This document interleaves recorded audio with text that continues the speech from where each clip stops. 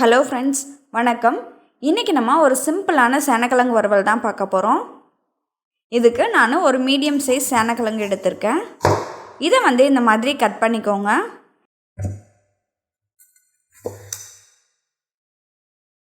இப்போது இதில் உள்ள தோலையெல்லாம் இந்த மாதிரி சீவி எடுத்துடலாம். இந்த மாதிரி தோலெல்லாம் சீவின பிறகு இதை தண்ணியில் போட்டுக்கோங்க. இதே மாதிரியே நம்ம எல்லாத்தையும் தோலை சீவிட்டு தண்ணியில் போட்டுடலாம்.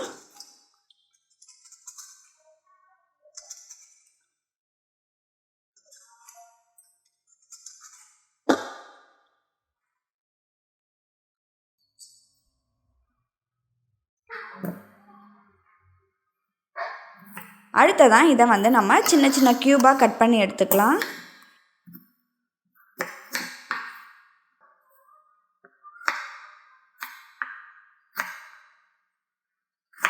இந்த சைஸ்க்கு எல்லாத்தையும் கட் பண்ணி எடுத்துக்கோங்க.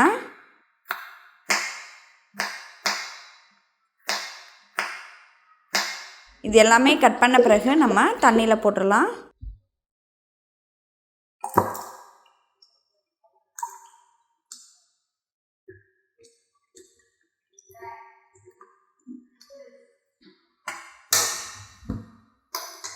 அடுத்ததாக ஒரு பாத்திரத்தில் தண்ணியை நம்ம கொதிக்க வச்சுக்கலாம். இப்போ பாருங்கள், தண்ணி நல்லா சூடாக இருக்குது. இதில் 1 டீஸ்பூன் உப்பும் 1/4 டீஸ்பூன் மஞ்சள் தூளும் சேர்த்துக்கோங்க. இது கூடவே நம்ம கட் பண்ணி வச்சுருந்த சேனக்கிழங்கையும் சேர்த்துக்கலாம். இது ஒரு 5லேருந்து 7 நிமிஷம் நல்லா கொதிக்கட்டும்.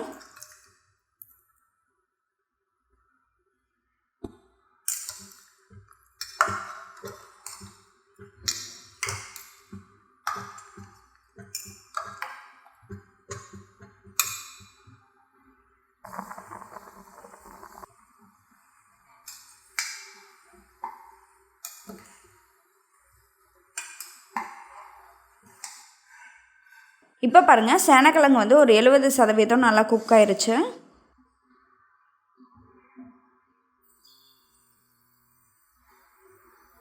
இப்போது இதை பவுலில் எடுத்து போட்டுடலாம்.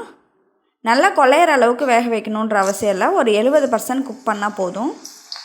அடுத்ததான் ஒரு வாணலியில் எண்ணெயை நல்லா சூடு பண்ணிக்கோங்க. எண்ணெய் நல்லா சூடான பிறகு நம்ம இதில் வேக வச்சுருந்த சேனக்கிழங்கு சேர்த்துக்கலாம். இப்போ பாருங்கள், சேனக்கிழங்கு மஞ்சள் கலரில் இருக்குது. இது கொஞ்சம் நல்லா கோல்டன் ப்ரௌன் கலர் வர வரைக்கும் நம்ம வறுத்துக்கலாம். உங்களுக்கு பார்த்தாலே தெரியும், ஒரு மாதிரி நல்லா அவுட் சைடில் கிறிஸ்பியாக இருக்கும். அது வரைக்கும் நல்லா பொரிச்சுக்கோங்க. இப்போது இதை வேற ஒரு பவுலுக்கு மாற்றிக்கலாம். இதை நம்ம சின்ன குழந்தைங்களுக்கு கொடுக்குற மாதிரி இருந்ததுன்னா இது கூடவே கொஞ்சம் உப்பும் மிளகுத்தூளும் சேர்த்து கூட நம்ம அப்படியே கொடுத்துக்கலாம்.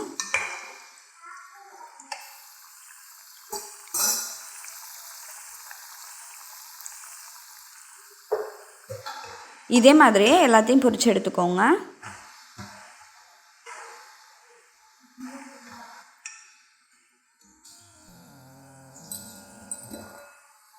இப்போது இதில் 1 டீஸ்பூன் மிளகாய்த்தூள், 1 டீஸ்பூன் கொத்தமல்லி தூள், 1/2 டீஸ்பூன் கரம் மசாலா, 1/2 டீஸ்பூன் அளவுக்கு சீரகப்பொடி, 1 டீஸ்பூன் இஞ்சி பூண்டு பேஸ்ட்டு, உப்பு ஒரு 1/2 டீஸ்பூன் மட்டும் சேர்த்துக்கலாம். ஏன்னா ஏற்கனவே நம்ம வேக வைக்கிறதுக்காக உப்பு சேர்த்துருக்கோம். இப்போது இதை நல்லா இந்த மாதிரி குலுக்கி விட்டுக்கோங்க.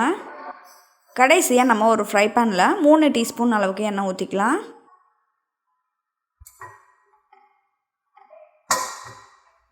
எண்ணெய் நல்லா சூடான பிறகு அதில் 1 டீஸ்பூன் சோம்பு சேர்த்துக்கோங்க. கூடவே 2 கொத்து கருவேப்பிலை இலையும் சேர்த்துக்கோங்க.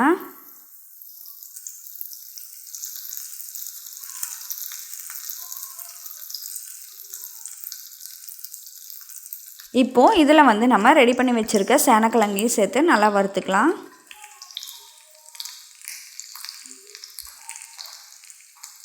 இதை ஒரு 3லேருந்து 4 நிமிஷம் இந்த மாதிரி வறுத்து எடுத்துக்கோங்க.